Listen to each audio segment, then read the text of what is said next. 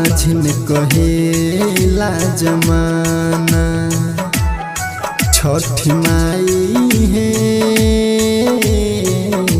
बाझिन कहेला जमाना। दुख के पहाड़ टूटल सबका हो प्यार रूठल, होई गईनी हम तो बेगाना है। दुख के पहाड़ टूटल सबका हो प्यार रूठल, होई गईनी हम तो बेगाना है। छठी माई है बाझिन कहेला जमाना। छठी माई है बाझिन कहेला जमाना। Angika recording studio Rupauli Purnia Bihar. बाझिन कहेला जमाना।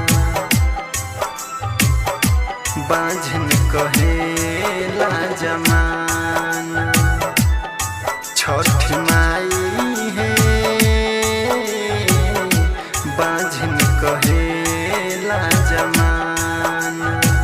प्रीत प्यार सभे छुटल और परिवार है, बाझिन कही के कैलस घर से बाहर है। घर से बाहर है। प्रीत प्यार सभे छुटल और परिवार है, बाझिन कही के कैलस घर से बाहर है।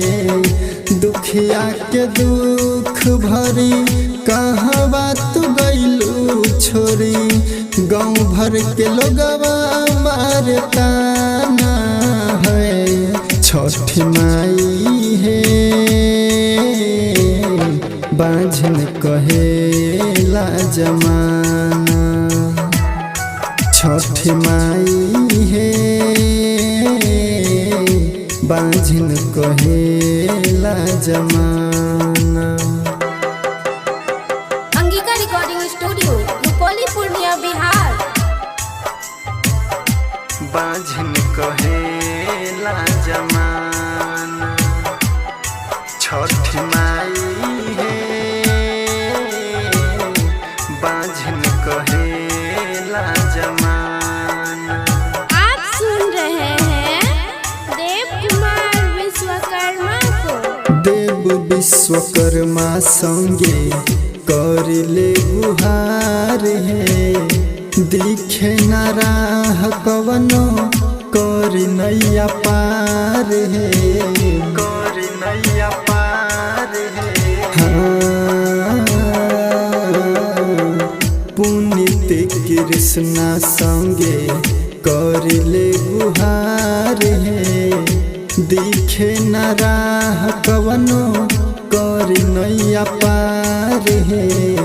ललना से गोद भरी जिंदगी के रुख मोरी, जिए के तबे दी कुछ बहाना है। छठी माई है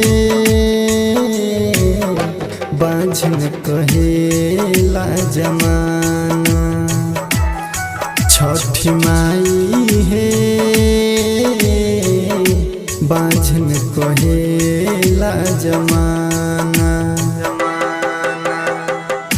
दुख के पहाड़ टूटल सबका हो प्यार रूठल, होई गईनी हम तो बेगाना है। दुख के पहाड़ टूटल सबका हो प्यार रूठल, होई गईनी हम तो बेगाना है। छठी माई है बाझिन कहेला जमाना। छठी माई है बाझिन कहेला जमाना।